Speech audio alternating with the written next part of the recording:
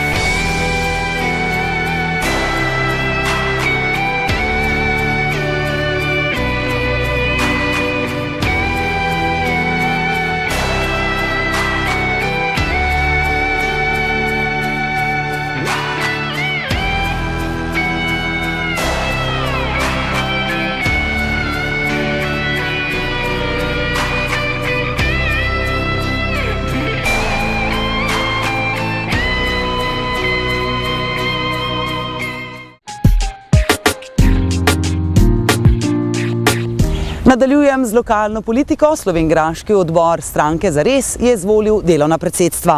No, pred izjavo predsednika odbora naj povem, da me je predvsem zanimalo, ali bodo v mesecu oktobru imeli županskega kandidata, vendar žal tega odgovora nisem prejela, čež da morajo o tem še temeljito razmisliti. Zdaj pa si poglejmo izjavo gospoda Borisa Raja. Čaka nas v letošnjem letu kar nekaj sklopov pomembnih političnih nalog. Prva je seveda približujoče se evropske volitve, kjer bo naša stranka nastopila. Vse kaže tako, da bomo nastopili z lastno listo, katere nosilka bo magistra Darja Radić. In seveda v tem smislu že sedaj naš mestni odbor sodeluje v fazi zbiranja podpisov podpore za udeležbo. Moram reči, da smo doslej bili zelo uspešni. V naši občini smo zbrali že sami preko 150 podpisov. Seveda lahko tudi povem, da bo naša kandidatka prišla v našo občino tudi v naslednjem tednu. Datum bomo še naknadno sporočili in se bo tudi predstavila pri naši stojnici, ki jo bomo še enkrat postavili pred upravno enoto. In seveda potem sledi predvolilna kampanja za evropske volitve. V okviru te kampanje bomo v našem mestnem odboru organizirali javno prireditev. Predvidevam, da v centru mesta Slovenj Gradec, na kateri bo predstavljena celotna naša lista kandidat in kandidatov in seveda tudi, kar je zelo pomembno, naš evropski program. Kar se pa tiče mestnega odbora Slovenj Gradec, pa nas čaka za nas v tem letu najpomembnejše dogajanje. To so pa seveda lokalne volitve, za katere predvidevam, da bodo nekje v mesecu oktobru.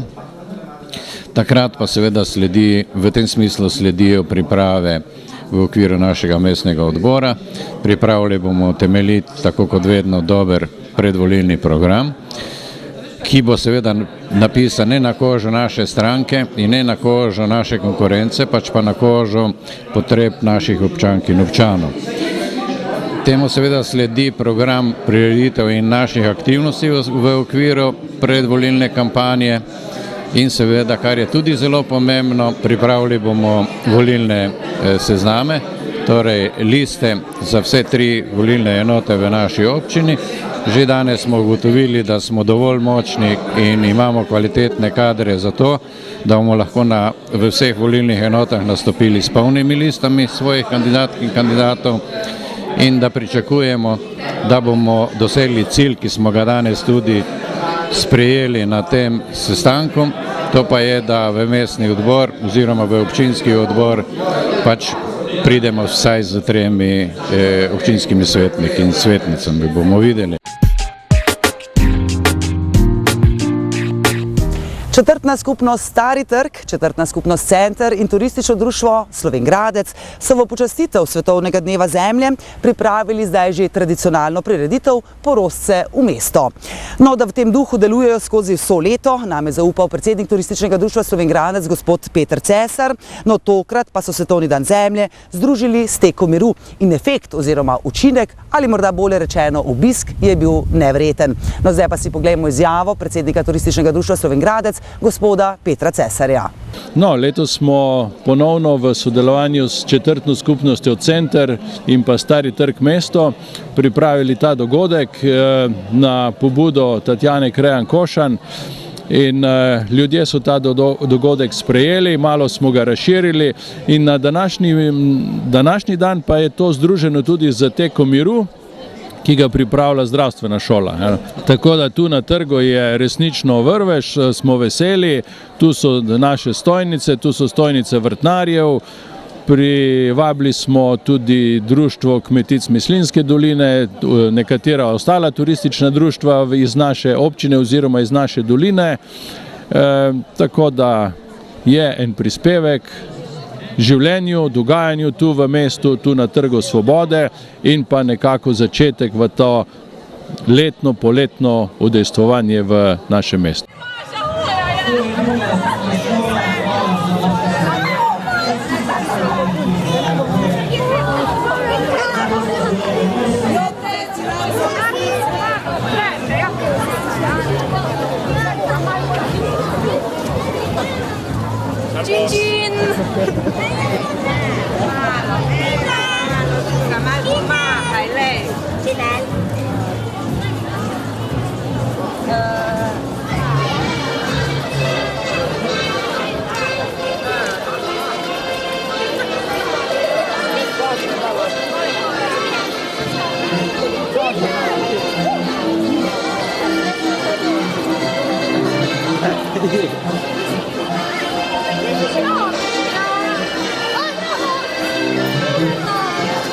Mal pomahajte!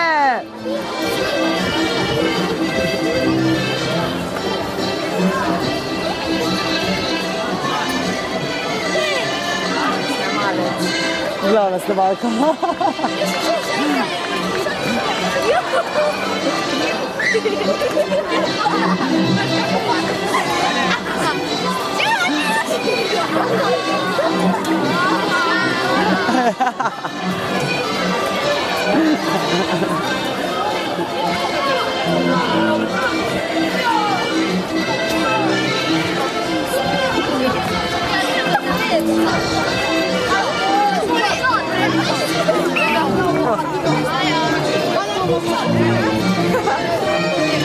Bravo, atleti!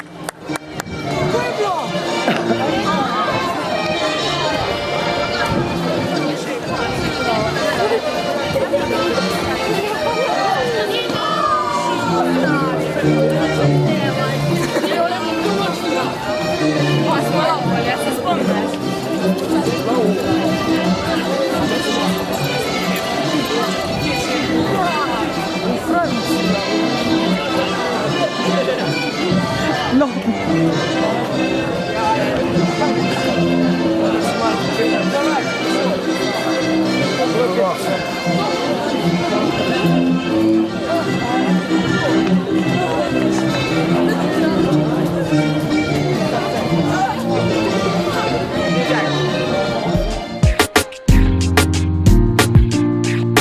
V Mladinskem kulturnem centru v Slovenj Gradcu je potekal mega fotografski dogodek in sicer z naslovom Drugi koroški dan fotografije.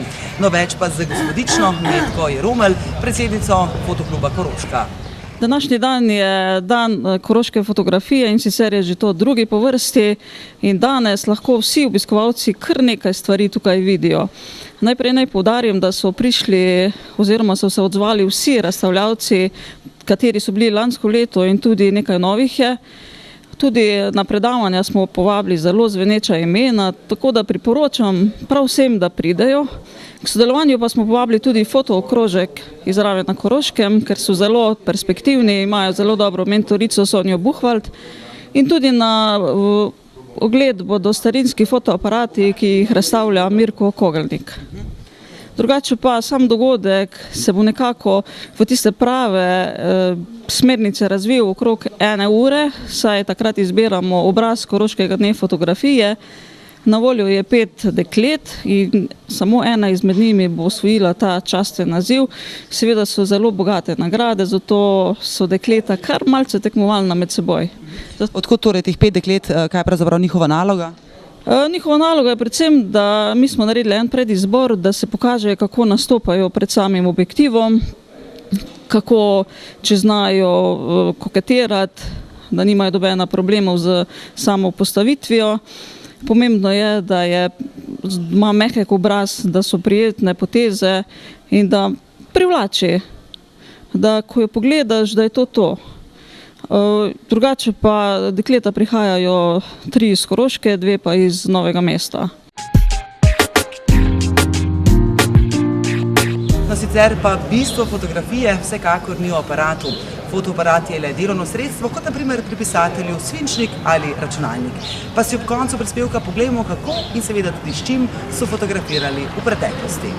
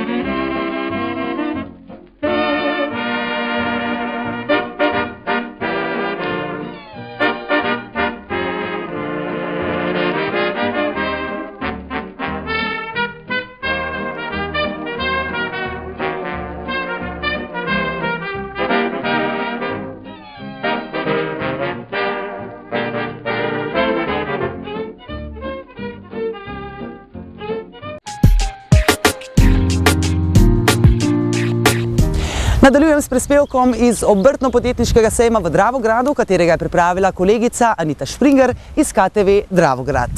Lepo pozdravljeni. V nedeljo ob 19. uri je obrtno-podjetniški sejem, ki je potekal 3 dni v Dravogradu, zaprl svoja vrata. Povabili smo seveda v studio tudi gospoda Erika Berliča, ki je bil predsednik organizacijskega odbora, da ga malo povprašamo, kako so zadovoljni s potekom sejma. Lepo pozdravljeni. Tako, lep pozdrav tudi z mojega imena. Povejte, tako na hitro, zdaj je dan po sejmu, kako bi lahko rekli, kakšna je ocena? Ocena sejma je primerna času, sedanjem času, tako da z samim štartom sejma v petek smo bili zelo zadovoljni glede obiska šolarjev, srednjih šol in osnovnih šol. Soboto je bilo malo žalostno, ogromno restavracij je bilo razočaranih napram obiska. V nedeljo nam so pa popredstavili harmonikaši za svojo točko in tudi obisk sejma je bil zelo hvaležen. Sicer je bilo okoli 20 razstavljavcev, 7 šol, predstavljalo 21 poklicev. Tako. Ste z samim številom obrtnikov oziroma razstavljavcev zadovoljni? Ne, pričakovali smo več restavracij, večjo podporo ze strani obrtniških zbornic, močnih. To se nam je pokazalo, da se restauravci sami niso dovolj odzvali, niso podprli sejem, kot tudi manjkali so ključne osebe na samem štantu. Ogromno bilo pritožb, da ni samih predsednikov območnih zbornic, tako da tu bomo mogli sam sejemski odbor pač doreči stvari, kaj se je dogajalo. Kako mislite vzpodbuditi, recimo, da bi se prihodnje leto odzvalo več razstavljavcev? Med samim sejmom smo se člani odbora že sestajali in dogovarjali. Ena prošnja je, da bi župani Koroške regije podprli sejem finančno in s tem bi lahko tudi same prostore znižali na minimalne cene, na minimalni strošek. Tudi obiskovalcev, kot sva omenila, nekako ni bilo v soboto, sploh je bilo eno mrtvilo. Tako, gledajte, moje mnenje je, premalo je bilo samih obrtnikov, predstavitev poklicev, ljudem tudi ni bilo, ne vem, prav zanimivo, a ne? Če bi bilo 40, 50 ali tudi več restavracij, bi tudi ljudje rajši prišli, ne? Zdaj, za lansko leto ste na tiskovni konferenci dejali, da je vzrok bil odmaknjen dvorec, zdaj je sejem bil v Dravogradu. Tako, lokacijsko smo ga spremenili zaradi tudi parkirnih prostorov. Je bilo pa tudi manj obiskovalcev sedaj v tej dvorani. Moje osebno mnenje je to, da več kdo si je prišel celo pogledati dvorec, ne, kot sam dvorec in istočasno tudi sejem, ne. Je bilo pa v petek več obiskovalcev, kar se tiče šolarjev. Prejšnja leta smo jih imeli okrog 200-250, sedaj je bila številka tam od 600 do 700 otroka, ne. Tako da otroci so si prišli poklice pogledati, svoje štante ogledati in tu je bilo en cilj dosežen, ne. Cilj za soboto ga pa nismo dosegli, ne. V tem tednu se boste sestali člani organizacijskega odbora in malo prevetrili, kaj se je dogajalo, morda tudi kakšne smernice za naprej. Tako, smernice za naprej, ideje od obrtnikov, šel je anketni vprašalnik, želje, kaj moramo spremeniti, da se še ogromno narediti na tem sejmu, da bo ljudem bolj zanimiv. Pogrešal sem tudi vrtnare, pogrešal sem ostale obrtnike, takšne priročne za cvetjem, in če bi to bilo, bi tudi sedaj v tem času se vrtne rože za vrtove uporabljajo za korite in bi bilo bolj zanimivo, ne. Skratka, če zaključiva, o podrobnejših informacijah seveda bomo še poročali, ampak obrtni sejem v Dravogradu ostaja tudi prihodnje leto. Trenutno še je odločitev takšna, da bo sejem ostajal tudi prihodnje leto, s tem, da bi prosili ostale obrtnike, da ga bolj podprejo, da se bolj prijavijo in da zapolnimo dvorano z samimi poklici. No, naj povem, da bomo vse obsejemske prireditve, ki smo jih spremljali tudi z našo kamero v tem tednu, še predvajali. Tudi tisto, kar čez vikend še niste videli. Morda samo zaključna beseda. Tako, jaz bi se v imenu obsejemskega odbora zahvalil vsem restavracam, vsem srednjim šolam za promocijo poklicev in istočasno bi se ekipi KTV zahvalil za njihov trud in podporo pri tem sejmu. Oddajo zaključujem z ostrim oziroma kritičnim pismom koroških gospodarstvenikov, koroških politikov, kot tudi koroških ustanov, v katerem vladni odnos do reševanja prometne problematike ocenjujejo kot skrajno neresen. No, seveda sem govorila tudi z uradom pri premierki za stike z javnostjo, ki mi nekih konkretnih odgovorov pravzaprav niso dali, tako da seveda računam na več odgovorov že v prihodnji oddaji. V tem trenutku pa vam voščim le še srečno.